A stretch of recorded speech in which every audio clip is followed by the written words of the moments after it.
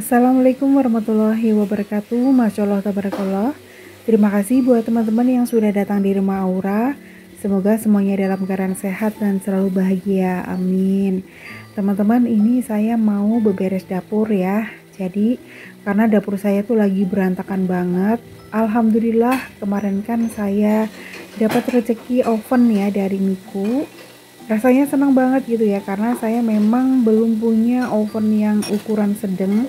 Saya udah punya ukuran kecil ya, kurang lebih 12 liter, itu pun endorse teman-teman. Jadi alhamdulillah, masya Allah tabarakallah. Jadi dapur saya ini juga hasil dari nge-youtube teman-teman, dari ngumpulin gaji YouTube, dan juga hampir 70% ini ya sekitar 65 atau 70% ini hasil dari YouTube ya. Barang-barangnya juga hasil endorse. Pokoknya senang banget, masya Allah. Nggak nyangka sebelumnya ya, berawal dari iseng-iseng bikin konten ibu rumah tangga ya, masak-masak, terus beres-beres rumah gitu ya. Dari awalnya saya bener-bener nggak ngerti tentang YouTube, gimana caranya ngambil video, terus ngeditnya juga kayak gimana.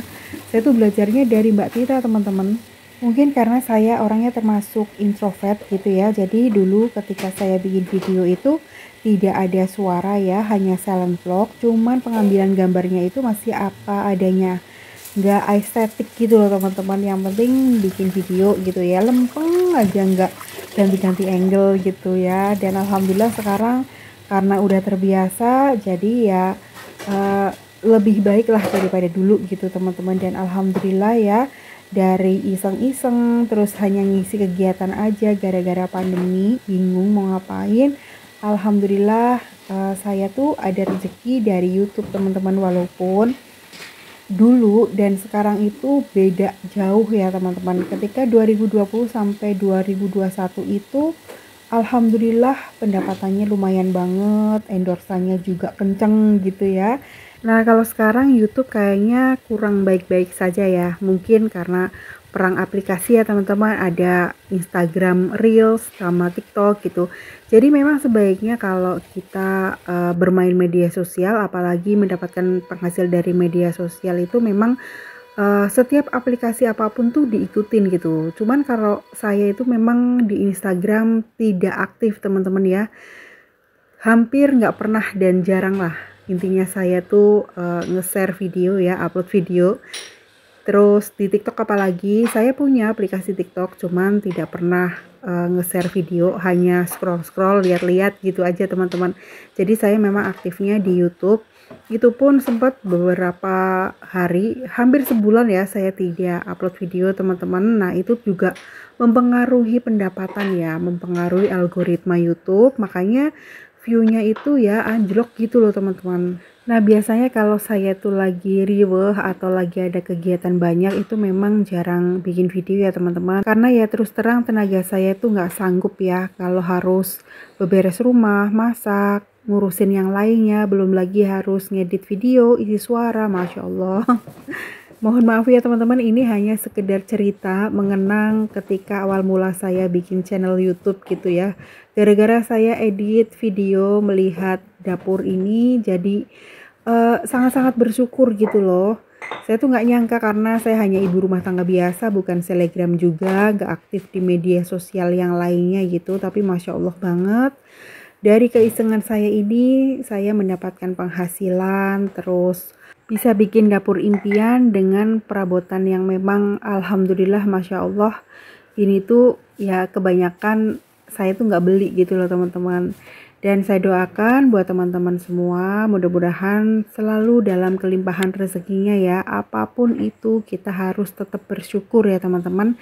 Dan kita harus selalu berprasangka baik sama Allah Subhanahu wa taala, karena prasangka itu yang akan mengantarkan kita menjadi kenyataan. Kalau prasangka dan pikiran kita negatif ya hasilnya negatif gitu. Tapi kalau prasangka atau pikiran kita positif, yang baik-baik aja, ya itu akan jadi kenyataan menjadi baik gitu teman-teman. Ceritanya udah dulu, sekarang lanjut. Saya tuh tadi udah geser rak susun ya. Itu yang tadinya sebelah mesin cuci teman-teman, sekarang saya pindahin di sebelah kompor supaya lebih rapi ya, karena alhamdulillah sekarang saya sudah ada oven dan pengen saya simpan di sini yang deket dengan colokan. Untuk rak bawangnya itu saya taruh di dekat kompor ya teman-teman.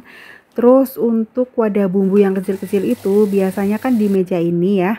Saya taruh di rak susun aja teman-teman, supaya di meja dapur ini tuh nggak terlalu penuh barang. Karena saya kalau masak itu nggak suka ini teman-teman, nggak suka sempit. Makanya saya tuh mikir keras gitu ya.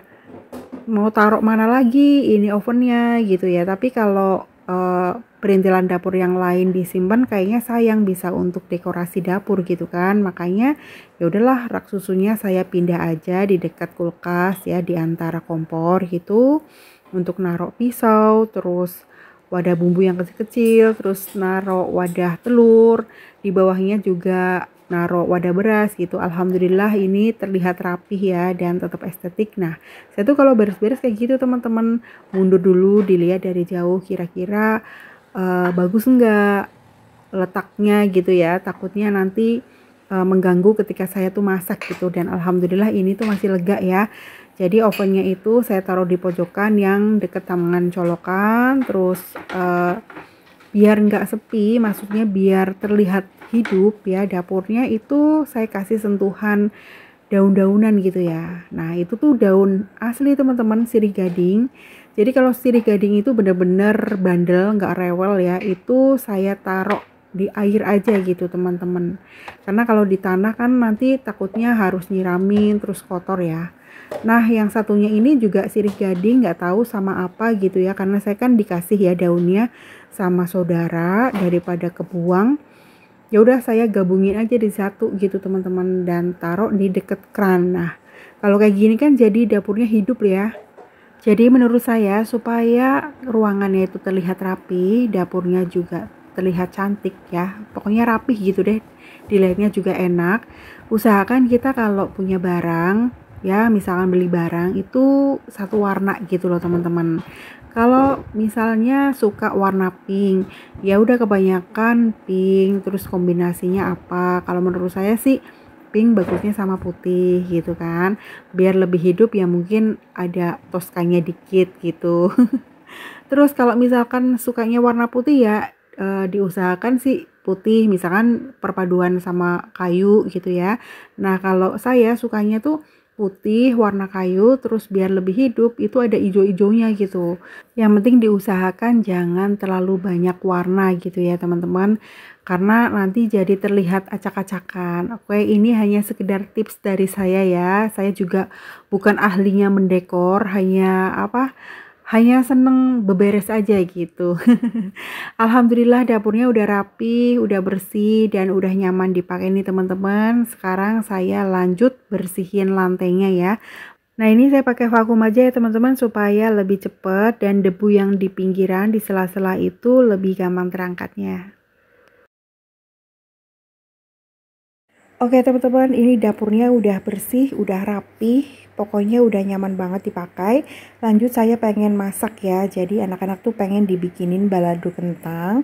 Kemudian ini semua sudah saya siapkan, bumbunya itu bawang merah, bawang putih, tomat sama cabai merah, cabai rawit merah. Kemudian untuk seratnya, ini saya pengen rebus labu sim sama terong aja ya, karena labu simnya itu tinggal satu.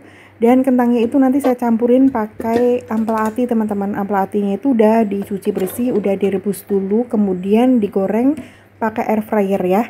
Dan ini saya siapin dulu bumbunya yang akan dihaluskan. Jadi kentangnya agak banyak, bumbunya pengen banyak juga ya, supaya nanti medok. Dan ini saya siapin lengkuas juga teman-teman, aromatiknya itu lengkuas, daun salam sama daun jeruk. Kemudian ini saya potong-potong dulu labu simnya. Jadi labu simnya itu tidak terlalu muda ya teman-teman. Ini tuh sebenarnya labu sim baby lalap gitu. Dan terongnya saya pakai satu aja karena pasti yang makan hanya saya ya.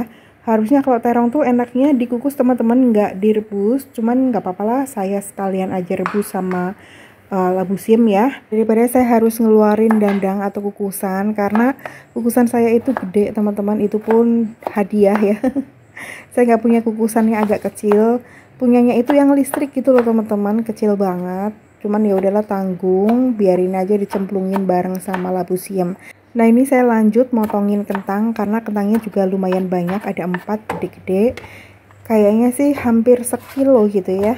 Saya nggak nimbang, ini juga kentang sisa, saya masak semua.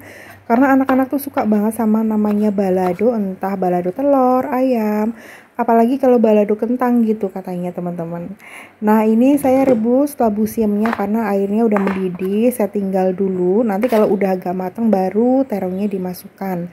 Oke, sekarang saya siapkan minyak dulu untuk goreng kentang ya teman-teman. Tapi sebelum goreng, ini saya potong-potong dulu ampela atinya. Jadi kalau ngolah ampela ati itu saya nggak suka langsung digoreng pakai minyak teman-teman, karena kan meledos-meledos gitu ya. Jadi lebih aman saya goreng menggunakan air fryer aja. Dan ini labu siamnya juga sudah mulai empuk ya. Kemudian masukkan terongnya aja, karena kalau terong kan cepet banget empuk ya teman-teman. Sebenarnya tuh kalau terong direbus nggak enak karena pasti banyak air ya.